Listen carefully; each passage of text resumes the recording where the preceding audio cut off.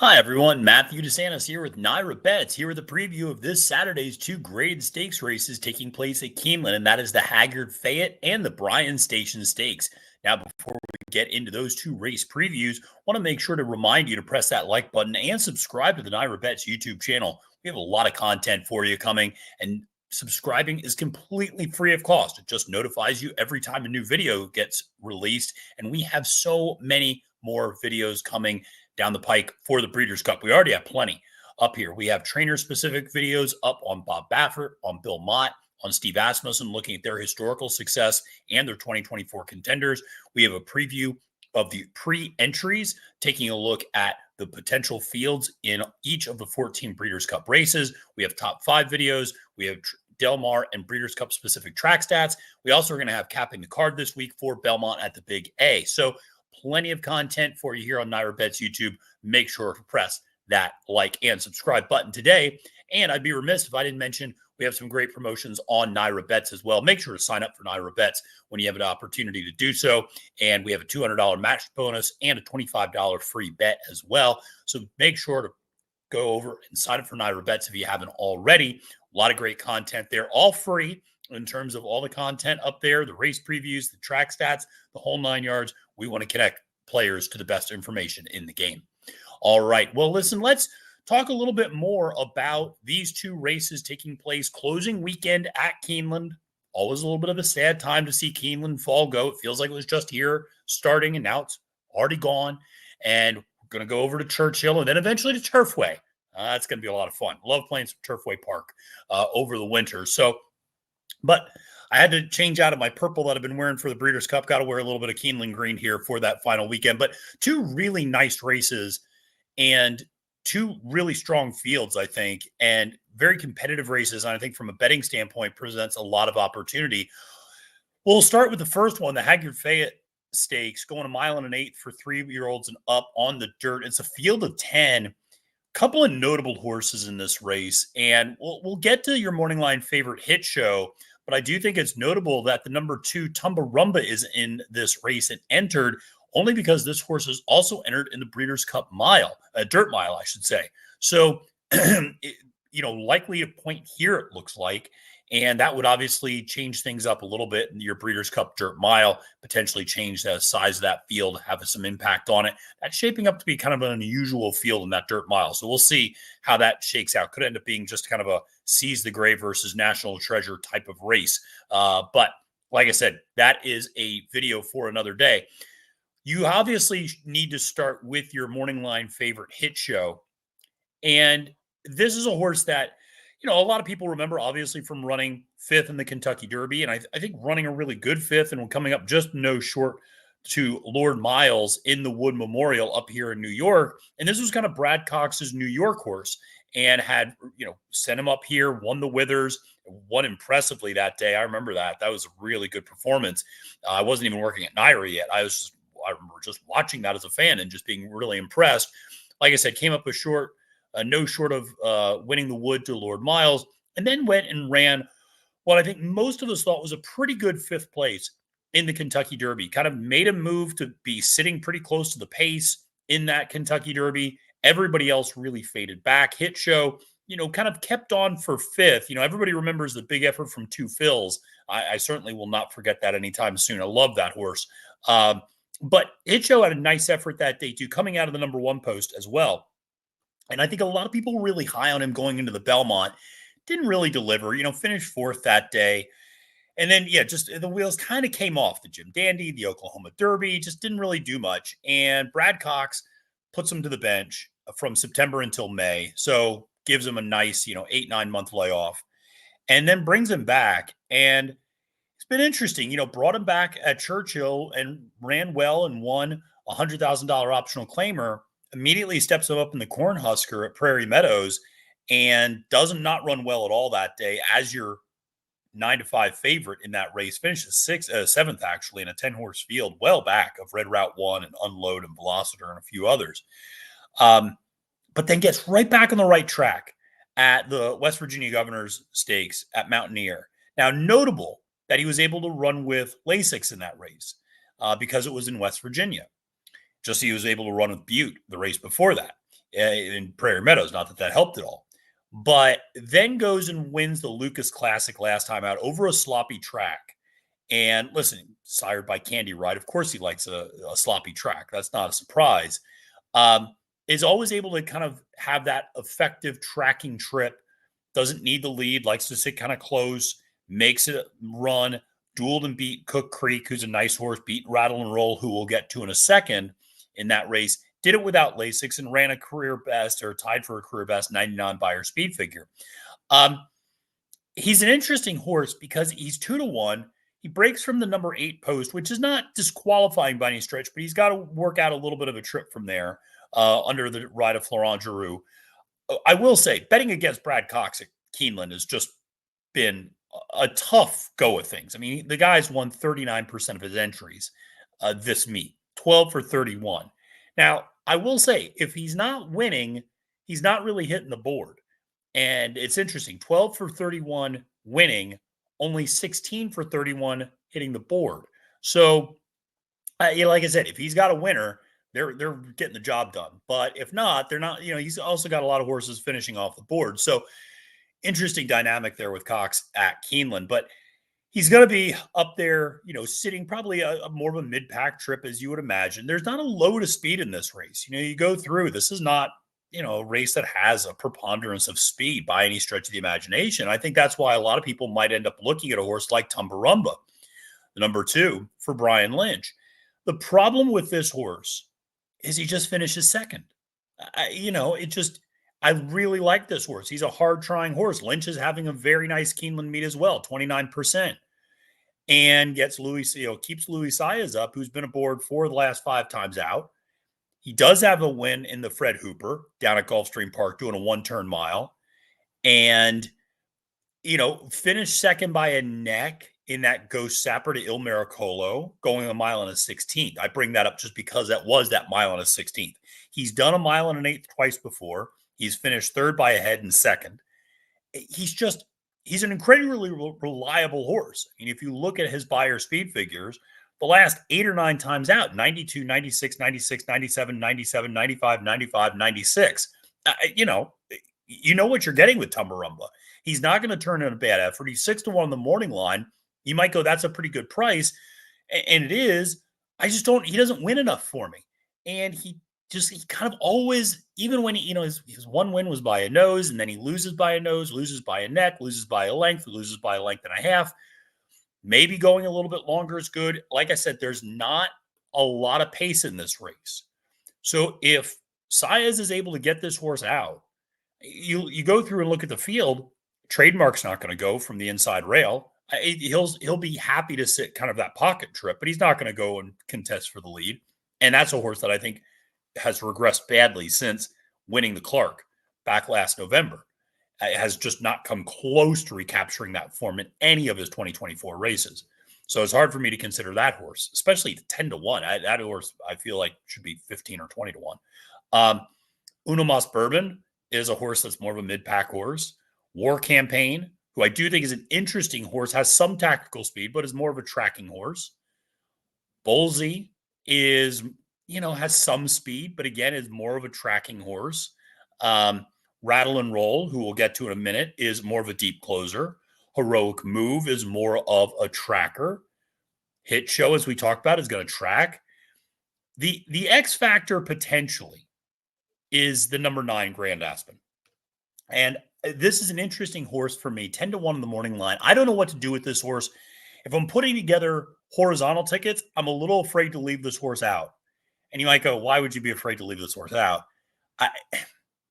This is just a horse. The horse has a race that's good enough to win in that Harlan Holiday, where he lost to O'Connor. Ran 100 Beyer speed figure, going a mile and a 16th. Something went wrong, obviously, in that Pegasus World Cup, finishing 11th, being eased, and then going to the bench, not running since then. Went from Top Pletcher's barn to Jonathan Thomas's barn. Thomas always gets his horses ready. He's very good coming, off of a layoff and, from a new trainer. Keeps Jose Ortiz up. That's an interesting angle. I'm always interested in that as a handicapping angle. When there's a trainer change, but the jockey sticks. Especially sticks on a horse that hasn't run in 10 months. That's interesting to me to see that Ortiz is staying up on the mount. And it could kind of speak to, the fact he thinks the horse has a lot of talent. And certainly it looked like he was going that way. This is a horse that was getting progressively better going into that Pegasus World Cup. The last 3 times on the dirt had been 88, 94, 100 by our speed figures. So moving the right direction. The horse has good tactical speed. You figure coming off of a long layoff is going to show a lot of speed. And the question is the foundation. Going 1.1 1/8 off of a layoff, that's not easy to do at all. And you do have some certain questions, but he at least could be a pace presence early in this race. And it's, I think, an intriguing price. See what he ends up with close to post time. But then you have another horse like Howling Time on the far outside, who, again, is kind of more of a tracker. So Tumbarumba, from a price standpoint, should get out up front and should just kind of go gate to wire, or try to at the very least, under Luis Saez. Question is if he's good enough. And, if that propensity to continually run second just continues to rear its head. If so, Hit Show's kind of in a perfect spot to sit off of that. Now, the horse that I'm probably most interested in using to try to beat Hit Show, if I'm going to try to beat a 2-1 horse in this race, is honestly Diodora's horse, the number 7 Heroic Move, coming off a second place finish to Hit Show in that West Virginia Governor Stakes. And grade 3, has a grade 3 win of his own at the Sexton Mile down at Lone Star. Horse has bounced around to a couple different trainers because Dio is Dio. And there were all sorts of HISA violations and all sorts of things going on. And he ended up being vindicated from all of those. But nonetheless, you see a lot of his horses getting transferred from trainer to trainer to trainer. He's got Christian Torres up on the mount, who's been ice cold at Keeneland, which is a concern. 1 for 42. Not great. So, from a jockey standpoint, that's not what you want to see. Dio hasn't gotten a win yet at Keeneland, but also has only had 4 runners put out. The horse does have sometimes a little bit of an on-off pattern. So you wonder if that really good race last time out is going to get followed up with maybe not such a good race. Hasn't really ever run off of a layoff before. Now, it's not a significant layoff, having last run August 4th. Did win in debut. I know sometimes people like to use that as a barometer for how a horse is going to run off of the bench. Did they win in debut when they were essentially off the bench? And the answer is yes. For Heroic Move, 6-1, you're getting a horse that has some good speed, should appreciate more distance, has a strong late kick and late turn of foot, has good stamina in that regard. So, one that certainly is capable in this spot. If he runs back to that 97, maybe even a couple of other races back at Oaklawn Park would be good enough to win here. So, interesting horse at 6-1.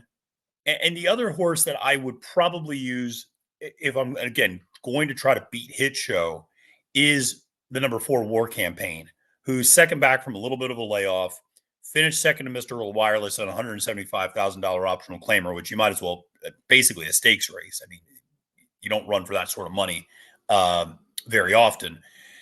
And the problem that I have with War Campaign, though, is the horse finishes second a lot. And, has been running against some tough company, admittedly. This is a horse that's run against the likes of Injunction, Mr. Wireless, 5-Star General, Highland Falls, Cagliostro, Kings Barnes, First Mission, Gasoline, Brigadier General. I mean, this horse has been running against good to very good competition in terms of when you start talking about Kings Barnes and Highlands Falls and Cagliostro. I mean, those are nice horses. I mean, Highland Falls is going to be one of the top 4 or 5 choices probably in the Breeders' Cup Classic. So, he's been running against top competition. He's won at 1.1 1/8. He's run well at Keeneland, never won at Keeneland, 3 for 5, all 3 second place finishes, which has been kind of a recurring issue in his career, I would say, is that he just finishes second, maybe a little too much for my liking. A nice horse to include in an exacta, for sure. But this is one where I'm not going to say that Hit Show gives me single energy in terms of, I don't think he's necessarily a single worthy horse. But I do think that when you start going through and looking at who's going to beat him, it's not as easy to come up with alternatives as you might initially think in this race. It is my biggest takeaway from the Hagyard Fayette. So as my top pick, I probably will end up going with a Hit Show as my top selection. I'm going to use War Campaign underneath at a little bit of a price. Heroic Move, I think, is interesting. And Grand Aspen's an X Factor who I'll probably look at how the board is playing out. I'll probably take a look at how does he actually physically look on the track and just in the paddock and see how he looks. And if he looks the part, if he looks like he's ready to go, he's a horse that could be interesting at 10-1 or higher potentially. So, not the greatest way to start this, leg of two stakes races with kind of a tepid favorite being, the top selection, and kind of a tricky race to play horizontally too, in terms of, do you fade Hit Show? And if you do, where do you go? And if you want to have Hit Show and someone else on your ticket, who's the and someone else? Is it Tumbarumba, who has a propensity for finishing second? Or is it going to be a horse like Rattle N Roll, who I have not mentioned yet? And I will just quickly say, I am rarely, if ever, on the right side of a Ken McPeek horse. Ever.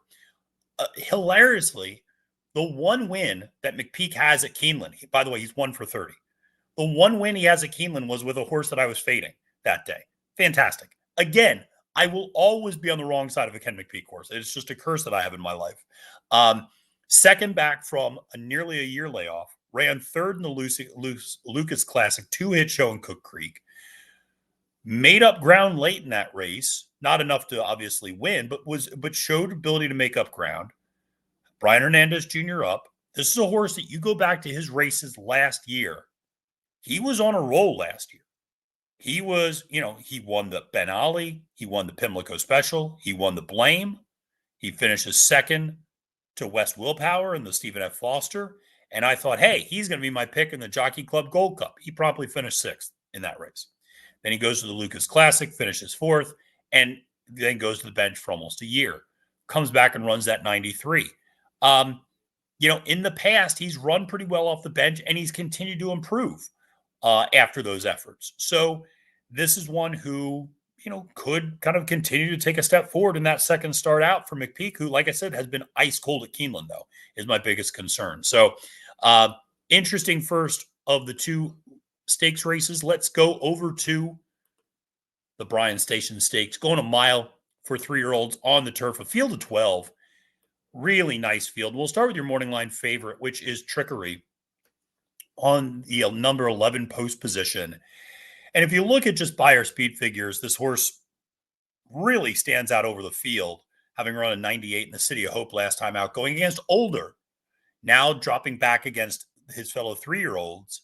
And the Grand Motion trainee, Son of Oscar performance, really nice horse. And proved to be the best of the 3-year-old turf horses, I think, in a lot of ways, winning the Belmont Derby, winning the Secretariat. Obviously, remember on the Kentucky Derby undercard, winning the American Turf, almost winning the Penn Mile, finishing 3rd by a neck to First World War and Aspenite, but otherwise has been a dominant 3-year-old this year on the turf, and then stepped up to that City of Hope and ran a really good 4th, I thought, that day to Johannes and Almendarez and Conclude, who are all very nice horses out at Santa Anita.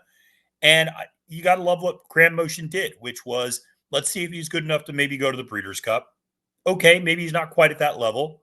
And now we're going to go back and run against a fellow 3-year-olds, and this should be a pretty easy go of things. The horse has good tactical speed, can sit a tracking trip on the turf, which is ideal. And the biggest concern is the post position. Post position 11 is no joke. Now, here's the benefit is on the turf, going a mile or longer.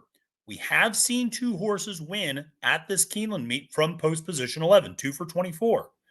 Now, post position 10, 0 for 28, post position 12, 0 for 15. So the further out you go, it's certainly a little bit tougher.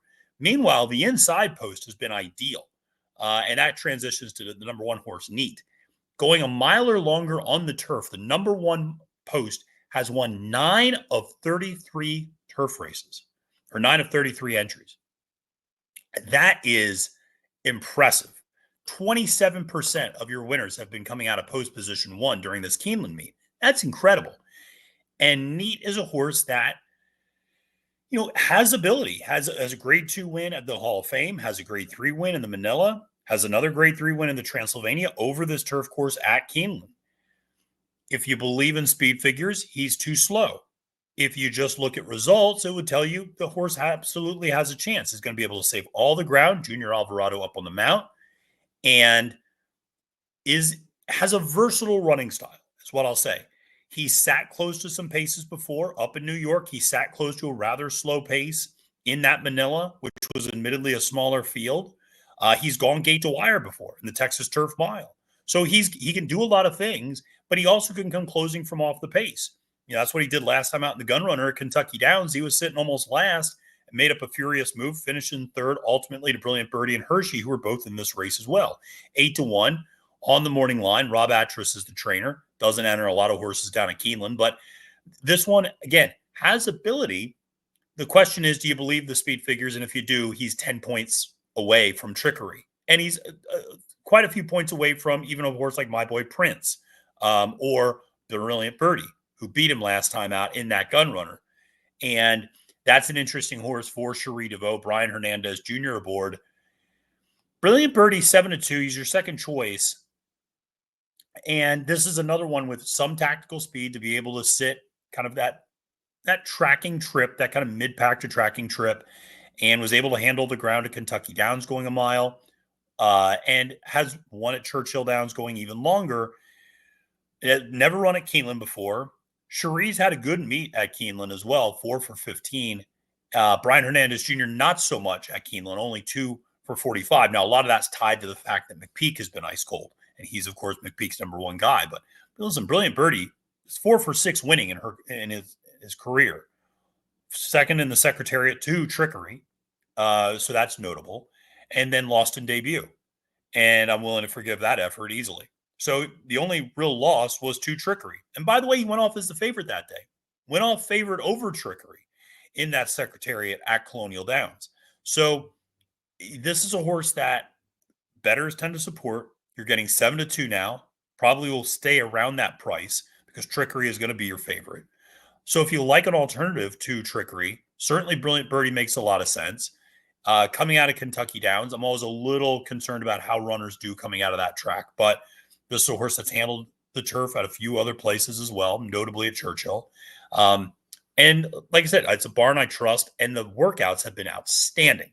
And this horse is coming out of Kentucky Downs and has run a 47-4, 48 flat, 48-3, 47-4 works. So this horse is working well for Cherie leading up to this race.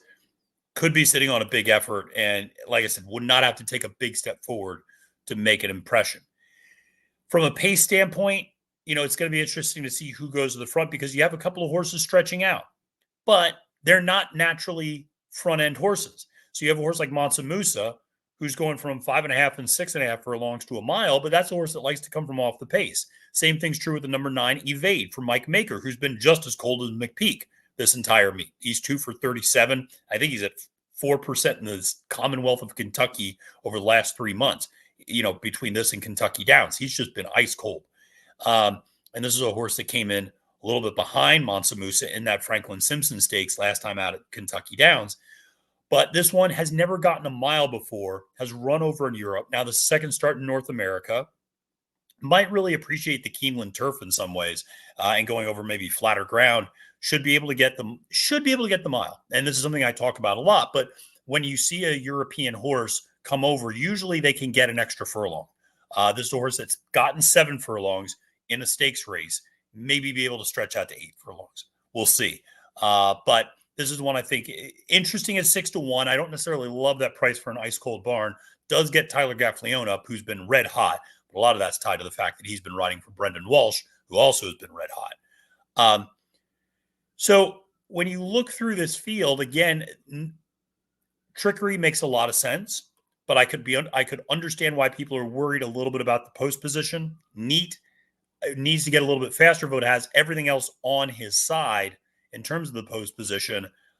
And also notable that Mansa Musa has Louis Saez up, Junior Alvarado, who is usually Bill Mott's number one call and has typically ridden Mansa Musa, is up on Neat. So that's a little bit interesting. The horse that I'll just say, the horse that I'm going to be probably using in different ways on my tickets, either both horizontally and then as a top pick vertically, is the number 3 Hershey at 12-1. Anybody who's followed me over the years knows I have a certain type of horse that I have an affinity for, and that are lightly raced horses with ascending speed figures that have yet to run their best race. And that is exactly what I think Hershey is. This is a 3-time runner. So he's only raced 3 times, won the first 2 times out, won a maiden special weight at Churchill, steps up to win an N2L allowance at Ellis Park, and then goes and runs second to Brilliant Birdie and a head and neat in that gun runner at Kentucky Downs. Now, Brilliant Birdie 7-2. Hershey finished a length off and is 12-1. Neat finished 3/4 of a length behind him, and he's 8-1. So there's 3 horses that finished in the top 3 at the gun runner. I'm getting the best price of those 3 in terms of Hershey being 12-1, and that's the one that finished second. First time gelding. I know that's an angle some people like to use. I don't always pay that much attention to it, but it is notable. Has good early speed. Should be able to sit a very similar trip to a horse like Trikari, I should say. I used to say Trikari. It is Trikari. And I just think you're getting outstanding value. So Hershey, to me, is a really interesting horse. 4th time out. Showed last time in that gun runner they can run off of Lasix. I think that was a concern. Can he handle the Lasix, issue and not running with it? Well, he showed that he can run off Lasix. That was a big field. Sat a tracking trip that day, went over that Kentucky Downs turf course and was able to handle it well, I thought.